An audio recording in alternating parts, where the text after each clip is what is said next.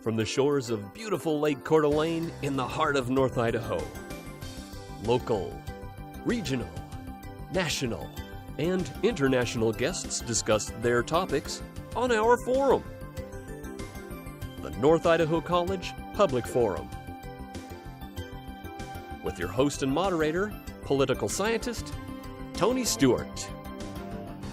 Ladies and gentlemen, I welcome you to our program, and our topic today is going to be modern technology and police investigations in the 21st century. We're very fortunate to have a guest who can address many aspects of where we're headed in this century as we investigate crime and try to combat crime.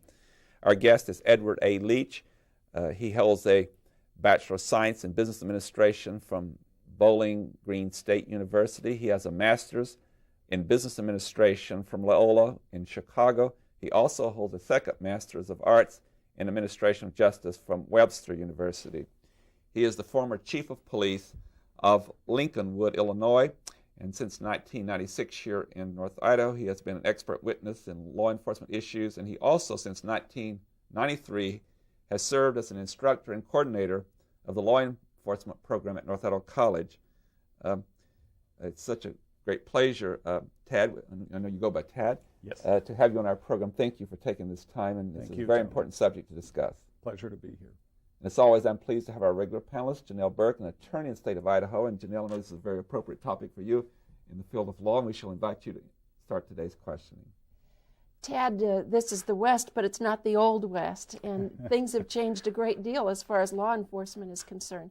What are some of the stages of an investigation and some of the depth of an investigation that goes on today? I know it makes a lot of difference what kind of investigation it is, but perhaps we can just start with some general overview of the kinds of things that can be done in law enforcement. Well, certainly, Janelle, science has impacted law enforcement just as it has society in general, and we are much more attuned to using scientific methods for investigation. Certainly one of the ones that's becoming more familiar to the general citizenry is DNA analysis. And that has been just a dynamic boon, not only to law enforcement in proving guilt, but also in proving innocence. There have been a number of people that have been incarcerated unjustly who DNA analysis of past evidence has shown conclusively that they were not, in fact, the perpetrator. The scientific method involved with DNA analysis is certainly very complex, and is part of why investigations that used to be done solely by law enforcement personnel now may involve people with forensic expertise, people who may be civilians but are trained as chemists, trained in biology, in different fields that allow them to deal with a particular niche in an investigation, such as blood splattering patterns, for instance, or DNA analysis. And so while law enforcement people are certainly still involved in doing a preliminary investigation and maybe some of the initial what would be called evidence technician work of gathering evidence and so on, once it then becomes packaged and so on, is normally going to go to a crime lab. And for instance, in Idaho here, we're very lucky to have one of the state facilities right here in Coeur d'Alene that does things like ballistics testing and developing fingerprints off of paper and DNA analysis and some of the different chemical testings. So investigations in this day and age are much more complex than, for instance, when I started in 1971. It was comparatively rudimentary. You know, you had powder that you dusted for fingerprints. Now you do that with lasers. So it's just become an extremely complex situation that requires a lot of training and a lot of expertise of the people involved. I have two questions on that line. That was just an excellent answer to Janelle's very fine question. With this complexity, and as we said, it started in the 20th century, is moving in now as we move into the new century, and it'll even get more complex, I'm sure. Not only do you have to have more expert witnesses during the trial to support the findings of the evidence gathered by the law enforcement people, but I have a two-part question. Doesn't this also really affect jury selection in the sense that jury members must also receive so much more complex evidence. For example, DNA in particular, that can become very, very technical. So how's that affecting the jury selection process? And then I'll have a follow-up question. You know, I think in the jury selection process you have, again, a completely different situation now because some of these things are so complex that even the average well-educated juror does sometimes have difficulty analyzing some of the information that's presented in front of them. There's even some talk by groups of the professional juries like you have in Europe that are trained to look at situations like that. But it certainly also then gets into how the attorneys involved try and select people and try and exclude people that for one reason or another to try and pack a jury with people that they think are either going to be more sympathetic to the prosecution or the defense. And it is much more, as I'm sure Janelle will say, it becomes much more of a scientific jury selection. I mean, they have actually people that will assess backgrounds and consult with attorneys on who to exclude and who to try and get on a jury. It's even demanded for the attorneys more training or expert attorneys in certain fields. But my second question didn't deal with that. It deals with your field of law enforcement training, and I want to commend you.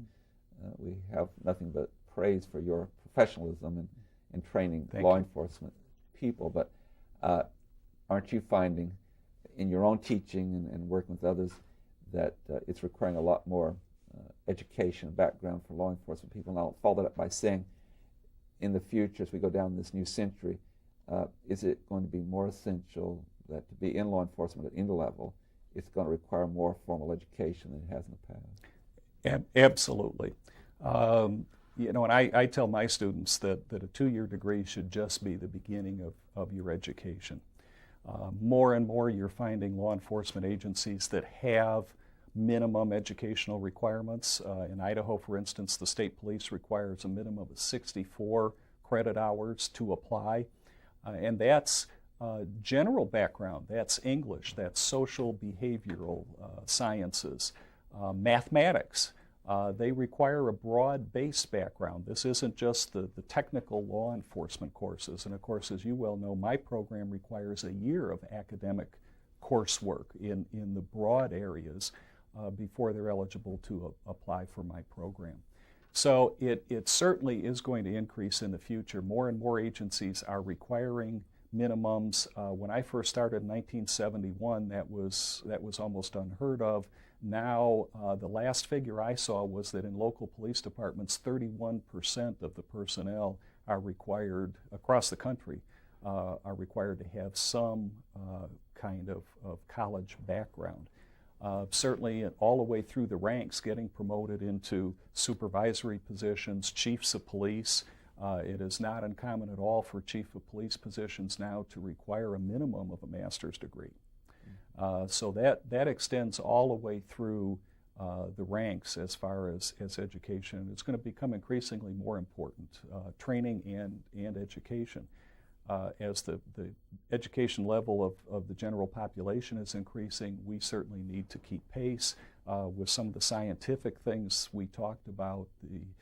Police officers are scientists, they're priests, they're combat paratroopers, they're sociologists, psychologists, doctors. They're a little bit of everything out there, and it requires a lot of training and education if you're going to have professionalism. And I think certainly in the future, one of the big issues that we're going to face is that as we expect more from law enforcement, and we should, that we're going to need to support law enforcement in that quest for professionalism. Right now, with a full economy, departments nationwide are having problems in the competition with the private sector for people who are well educated and would make good law enforcement officers. And so I think we as citizens and the political powers need to acknowledge that if we are going to support professionalism in law enforcement, that we're going to have to give them the support training budgets, education budgets, salary to be competitive with where they might go in the private sector, and to acknowledge that we want professionalism and we will support it. Thank you. Janelle Berg. You've talked a little bit about the education that's going to be necessary as our police forces grow. I would like to ask you also about the specialization that's going to probably occur. What kinds of specialist areas do you see developing? We're already really getting into that.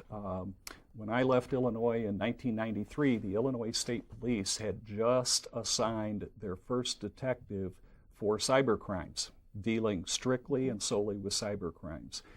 They had somebody with the technical expertise. They gave him additional training to deal specifically with computer-oriented crime. And of course, this is a timely topic because with the recent intrusions into Yahoo and some of the other things, and the FBI now investigating, it points out that crime is changing, and as crime changes, we need to keep pace with it. And again, that's going to involve some particular expertise in different areas that we're going to have to provide. So you're going to see more specialization in fields like that. You're going to see more cooperation because of things like crime becoming more international. And computer crime, of course, obviously can be, the perpetrator may be thousands and thousands of miles away. And so we're going to have people with language skills that have cooperative ventures with other law enforcement agencies. And you would foresee cooperative ventures with law enforcement agencies in other countries. For example, international terrorism. Absolutely, and interestingly enough, the FBI, for instance, in 1994, opened an office in Moscow, Russia, because of the fact that what they call the Russian mafia, with the breakup of the Soviet Union, became very powerful because former KGB officials and people that had some cunning and expertise in covert activities got into organized crime, and that impacts the United States. Some of the cars that are stolen, even as far as our area, wind up going out of Seattle overseas. And so the FBI set up an office there to deal with Russian law enforcement officials to deal with this particular international aspect. And of course, we have drug task forces in many places. Units that are specifically for SWAT teams, for example. So yes. Those are all specialty areas, I would take it. Yes, they are. And economics is certainly one of the things that's contributed to the cooperative efforts, because, as I say, some of these things are expensive. The training to become proficient is expensive, and so you need to do that. I was in Illinois. I was involved with an organization called NIPAS, Northern Illinois Police Alarm System.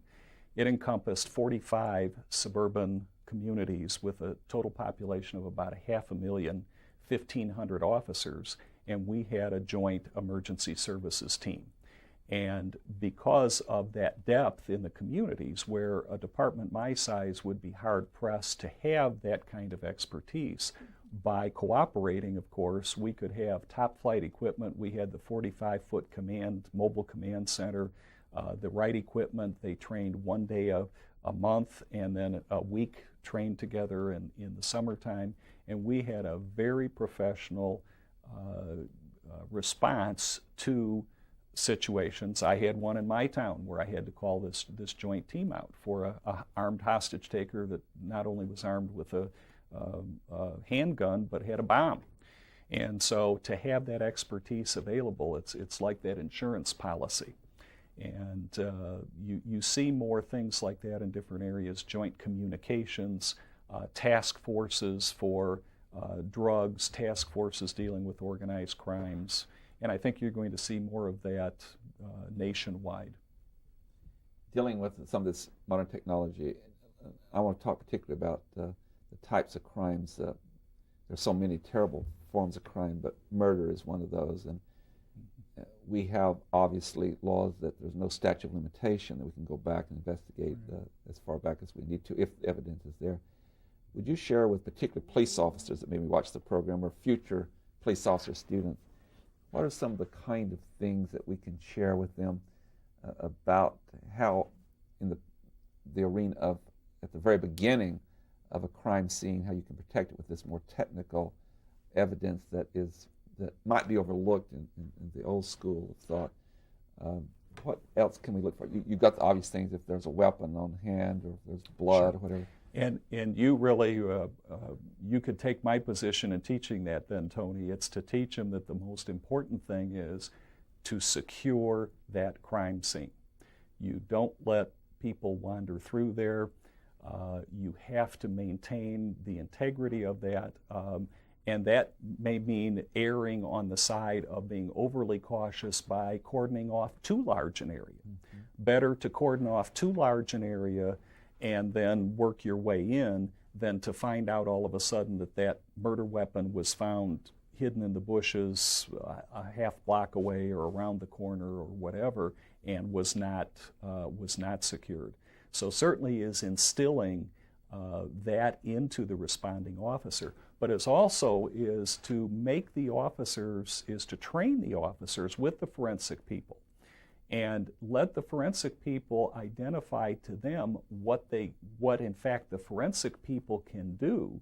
And that certainly helps officers understand why they need to protect things, how to protect things. So what you're really saying, if I can just interrupt for a second, sure, that there are things that police officers can be trained with the forensic experts to look for that some years ago either the forensic experts would not even know in the police. So the police can have a sharper eye for what to look for. Exactly, or not even necessarily a sharper eye, but where in the past they might not think at a crime scene.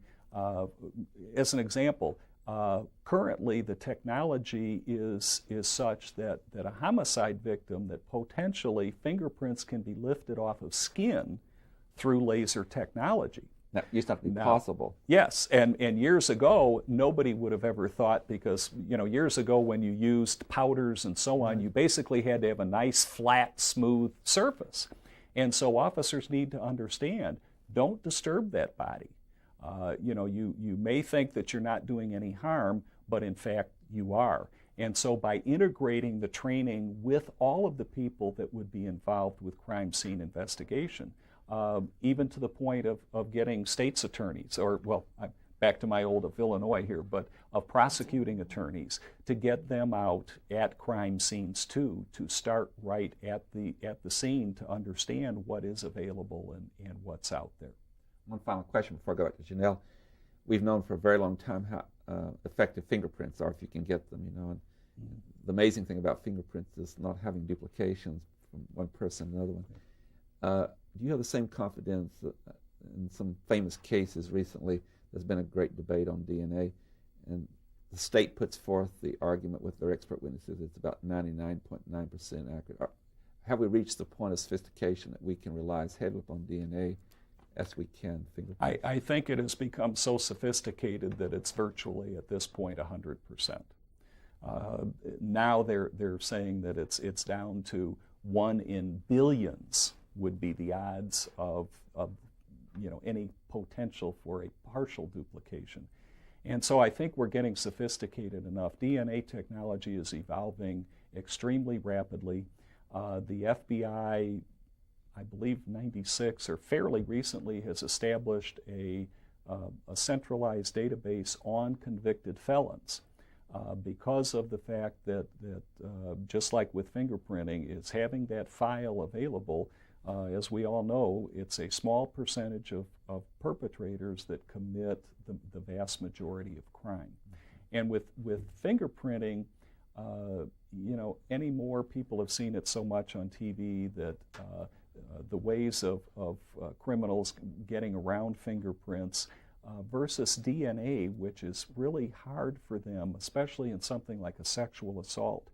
There is going to be some kind of transfer, whether it's a hair follicle, saliva, semen, anything now that can be linked with DNA. So especially in violent crimes, it would be almost impossible for a criminal not to leave some kind of DNA fingerprint. So the good news there is that we're more likely to catch the guilty party, and if you're saying a small percentage of the population commit crimes, and so if we can put those individuals away, that could be one of the explanations of decline of crime in society. Absolutely. And also on the flip side is that it does in Right. fact protect the innocent. Right. And so it can help police officers eliminate somebody from contention that might be a suspect for some very valid investigative reason. But that's also important, that we certainly would not want an innocent person to be in prison. Absolutely. Right. Absolutely. Thank you. Janelle Bird. Tad, there's a lot of new equipment in the field of law enforcement. Can you describe some of those pieces? What are some of them like? What can we expect in the future? Currently, one of the things that really is a benefit to law enforcement is digital technology. It was always frustrating as a law enforcement officer. You'd stop somebody and, oh, I don't have my driver's license, and they'd come up with, sometimes it's a relative's name, date of birth, and so on, but where you would run them through a computer system, and in fact the information might match up with what they've said, and yet it isn't that person.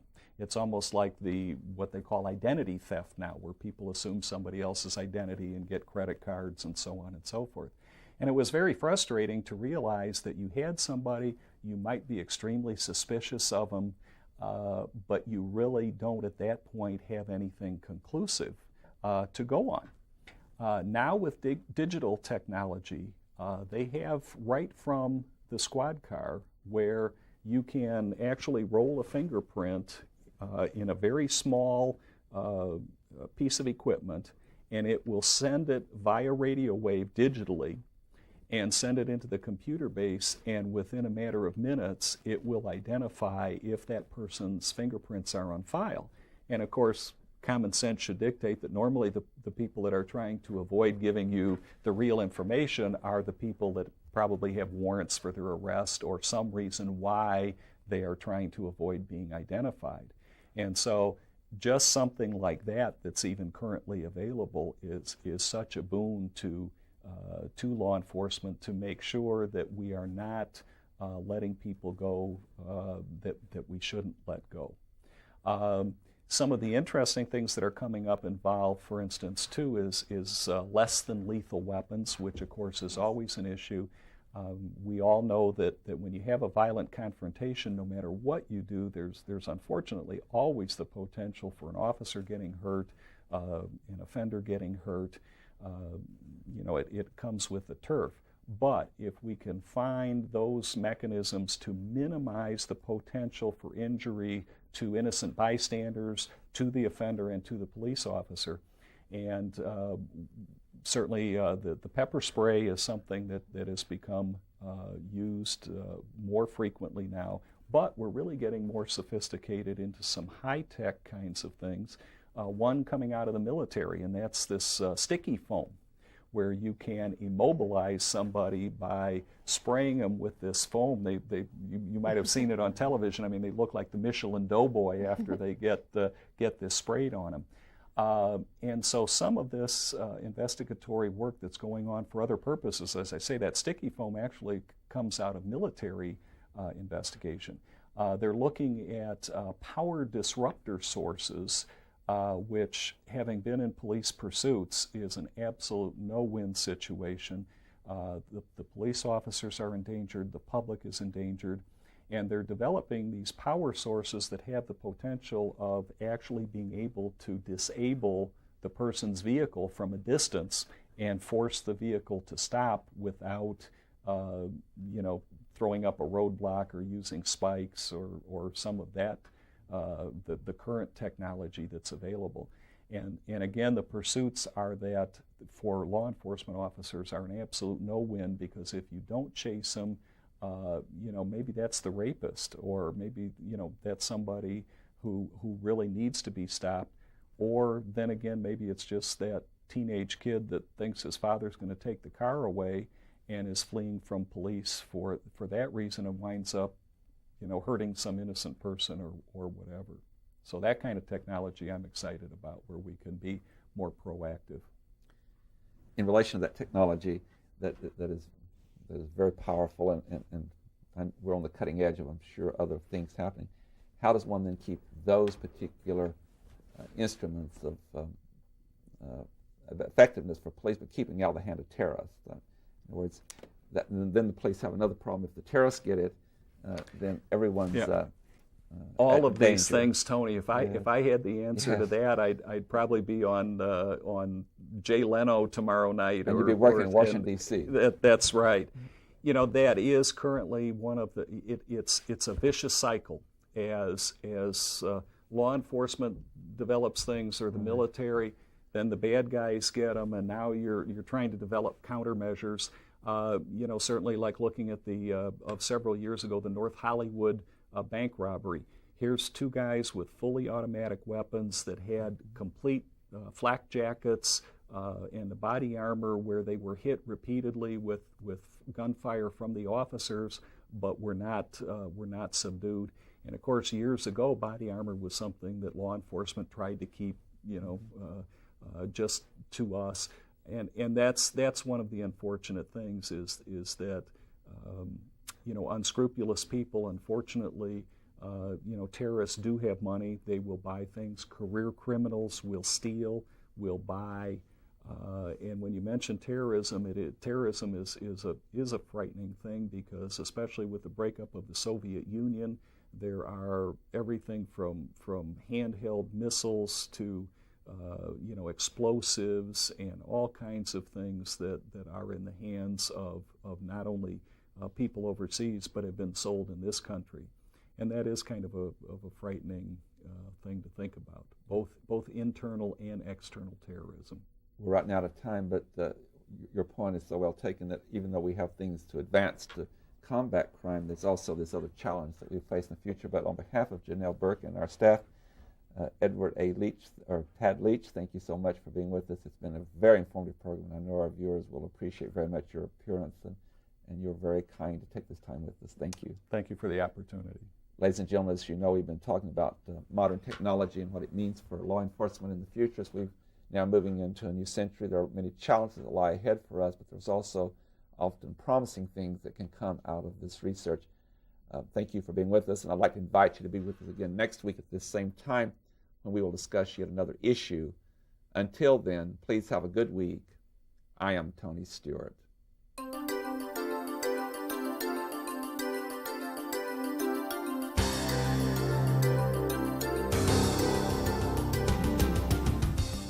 North Idaho College Public Forum is the longest-running public television show of its type in North America and is seen in 7 states and 2 Canadian provinces. Each episode is pre-recorded live and is an educational community outreach from North Idaho College. Please join us again at this same time next week for another new edition of North Idaho College Public Forum on this public television station.